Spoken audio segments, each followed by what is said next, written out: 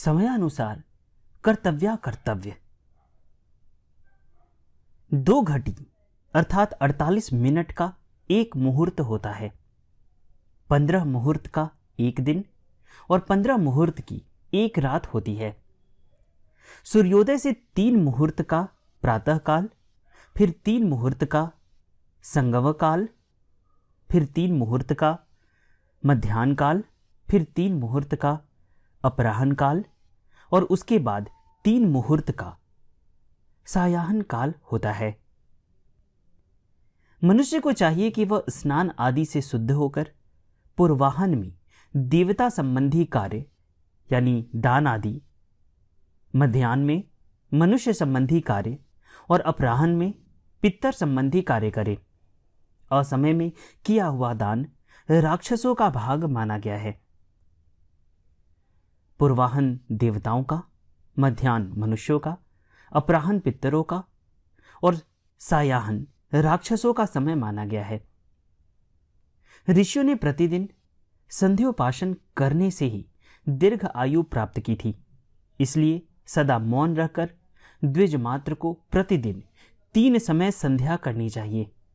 प्रातः काल की संध्या ताराओं के रहते रहते, मध्याह्न की संध्या सूर्य के मध्य आकाश में रहने पर और सायंकाल की संध्या सूर्य के पश्चिम दिशा में चले जाने पर करनी चाहिए।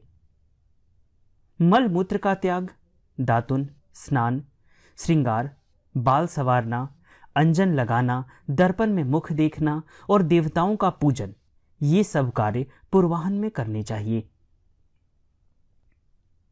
दोनों संध्याओं तथा मध्याह्न के समय शयन, अध्ययन, स्नान, उबटन लगाना, भोजन और यात्रा नहीं करनी चाहिए। दोनों संध्याओं के समय सोना, पढ़ना और भोजन करना निषिद्ध है। रात में दही खाना, दिन में तथा दोनों संध्याओं के समय सोना और रजस वाला स्त्री के साथ समागम करना, ये नरक की प्राप्ति के कारण है। दोपहर में, आधी रात में और दोनों संध्याओं में चौराहे पर नहीं रहना चाहिए। अत्यंत सवेरे, अधिक सांझ हो जाने पर और ठीक मध्याह्न के समय कहीं बाहर नहीं जाना चाहिए। दोपहर के समय, दोनों संध्याओं के समय और आद्रा नक्षत्र में दीर्घायु की कामना रखने वाले अथवा अशुद्ध मनुष्यों को शमशान में नहीं जाना चाहिए।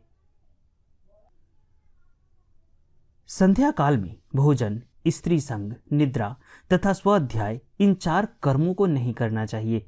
कारण कि भोजन करने से व्याधि होती है, स्त्री संग करने से क्रूर संतान उत्पन्न होती है, निद्रा से लक्ष्मी का ह्रास होता है और स्वाध्याय से आयु का नाश होता है। भोजन, शयन, यात्रा, स्त्री संग, अध्ययन, किसी विषय का चिंतन, मद्य का विक्रय, भभके से अर्घ खींचना, कोई वस्तु देना या लेना, ये कार्य संध्या के समय नहीं करने चाहिए।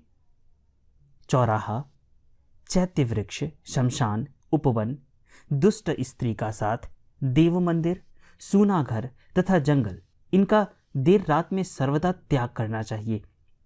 सूने घर, जंगल और शमशान में तो दिन में भी निवास नहीं करना चाहिए। रात्रि में पेड़ के नीचे नहीं रहना चाहिए। अमावस्या के दिन जो वृक्ष, लता आदि को काटता है अथवा उनका एक पत्ता भी तोड़ता है, उसे ब्रह्म हत्या का पाप लगता है। संक्रांति, ग्रहण, पूर्णिमा, अमावस्या आदि पर्व काल प्राप्त होने पर जो मनुष्य वृक्ष, तृण और औषधियों का भेदन छेदन करता है, उसे ब्रह्म हत्या लगती है।